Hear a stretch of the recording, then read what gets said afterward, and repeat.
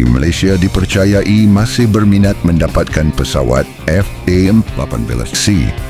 D-Hornet terpakai milik Kuwait untuk tentera udara diraja Malaysia. TUDM di sebalik isu kenaikan tarif oleh Amerika Syarikat. Ini kerana kenaikan tarif 24% hanya dikenakan ke atas barangan import dari Malaysia sahaja ke negara tersebut dan bukan sebaliknya. Sehubungan itu, sebarang pembelian kelengkapan pertahanan dari Amerika Syarikat mungkin tidak terjejas secara langsung disebabkan tarif ini.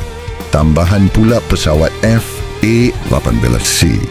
D-Hornet terpakai tersebut adalah milik Kuwait. Cuma kebenaran untuk memiliki masih perlu diperolehi daripada negara pengeluar, iaitu Amerika Syarikat. Sekiranya hubungan Malaysia dengan Amerika Syarikat menjadi kurang elok disebabkan kenaikan tarif yang dikenakan, tidak mustahil cadangan mendapatkan pesawat Hornet ini terpaksa dipertimbangkan. Bagaimanapun, berdasarkan situasi semasa ketika ini, belum nampak tanda jelas tindakan Malaysia terhadap perolehan pertahanan dari Amerika Syarikat. Ini kerana Angkatan Tentera Malaysia, ATM, mempunyai sejumlah kelengkapan dan aset termasuk komponen yang diimport dari negara itu. Pada masa sama, hubungan pertahanan antara kedua-dua negara masih utuh. Malah Amerika Syarikat mempunyai kerjasama yang baik, termasuk melaksanakan latihan bersama dan pertukaran kepakaran.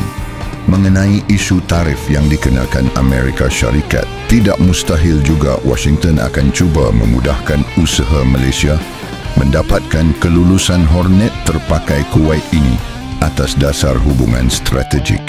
Justeru, langkah memudahkan kelulusan pembelian Hornet terpakai di sebalik kemelut kenaikan tarif boleh melegakan Malaysia.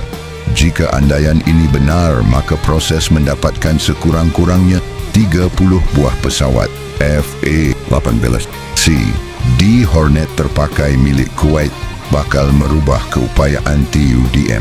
Sebelum ini difahamkan proses Malaysia untuk mendapatkan pesawat Hornet terpakai Kuwait berada pada peringkat akhir dan tertaluk kepada kelulusan rasmi daripada Amerika Syarikat selaku negara pengeluar pesawat tersebut.